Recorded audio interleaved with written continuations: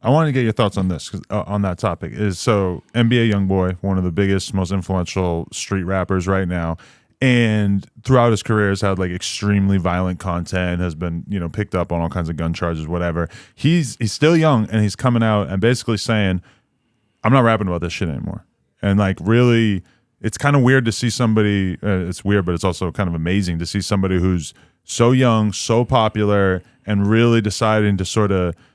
It seems like he's really dealing with the ramifications of how violent his music has been, and he seems like he really wants to make a change. Now, I'm open to the possibility that this, a lot of rappers claim they're going to make a change in their lyrical content, and then it doesn't really stick. But that has been pretty amazing to see, especially with somebody like him, where his ops are other famous rappers, and he could have the biggest records of his career if he were to make bloodthirsty records going in on them, and it would appear that he's actually like. Got to the point, even being young, where he realizes that this is not the contribution that he wants to have to society. What do you think of that? I think things begin to weigh on your soul. You begin to. I can't speak on NBA Youngboy. I've never met him, but I commend him. I commend him for even announcing the fact that there is needed change. I talk about it in my music when I said I had a child and everything is fine and dandy until your children begin to ask you about your content. And you realize that they're listening and you begin to think about all the other children that are listening and how you can wrongfully steer someone down a road that even you yourself may not be going or you yourself have come from and you have no plans to return. I was shocked when my daughter asked me, "Daddy, what's a pimp?" My first album was called Son of a Pimp. And I put a picture of my father on the cover. And when your daughter gets old enough to read and she says, "What's a pimp?" and you have to explain to a 5-year-old or a 6-year-old what a pimp is. How do you even begin to approach that? And then the attachment is, I'm describing who your grandfather was. And do you put a friendly face on it? Do you make it sound like it's all good? Or do you hit her with some hard reality? You be honest. But to a 5-year-old, they're not ready for full honesty, right? When you get older, she gets older, and then you take her down the street and you let her see what it is.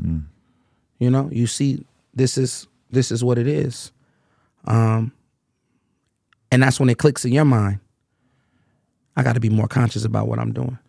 Every time I hear a rap song around my kid where they say something about, bitches and women, how there's a defining line. Some women are deserving of respect and some aren't. And I just think of like, how on earth could I possibly explain that to her? Right. And, parenting does that. As I said, I commend NBA Youngboy and I commend any other artist. But one thing that I want to tell the fans, we have to allow the space for these young men and these young women to change, to grow. Hip hop wants to keep you in an age group, and they want to keep you into a to-do list. And when you have done that, they add you on the not to-do list. Oh, you can't grow. Oh, you can't get into politics. Oh, you can't talk about change. Oh, you can't spread love. Oh no, you're not cool now. Nah, we have to give room and space to allow artists to do so.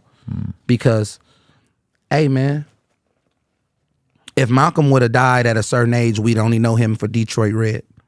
We only know him for a fast-talking con artist. If Maya Angelou would have died, we wouldn't have known her as Dr. Maya Angelou. She would have been known as a dancer and whatever else she was doing to survive to get by in her life. Who are we to control when someone changes and when someone evolves? Minister Farrakhan says, who are you to condemn someone that may eventually grow and be a better person than you? But you can't stop them in their growth and stop them in their tracks due to your judgment. And that's what we have to learn to stop doing, man. And from media to artists and fans and all of that stuff, and give somebody room to grow, man, instead of just giving them room to hang themselves. People would rather give you a rope to hang yourself than a rope to pull yourself out of what you've gotten yourself into. It's a problem of incentives too, because you talk to like any young rapper who sort of like comes up talking shit, dissing people, talking about violence, having guns in the video, whatever. They get a fan base in some ways based on that. And then inevitably, well, not inevitably, but a lot of them get to the point in their career where they want to pivot out of that and they want to make fun music or they want to make heartfelt music. And a lot of times, the dudes who are really, truly talented and really, truly have a connection with their audience, a lot of times can do this pivot. A lot of guys aren't necessarily talented. And then you end up looking at their stuff and being like, this is kind of sad because I see the way you're just sort of filling in the boxes because you're so incentivized to make songs where you talk shit about dead people or whatever it may be. All right, so you see it. We just hit 500K. You know what that means? That means you gotta subscribe and get us to 600K because we are dangerously close to 666K. Let's go.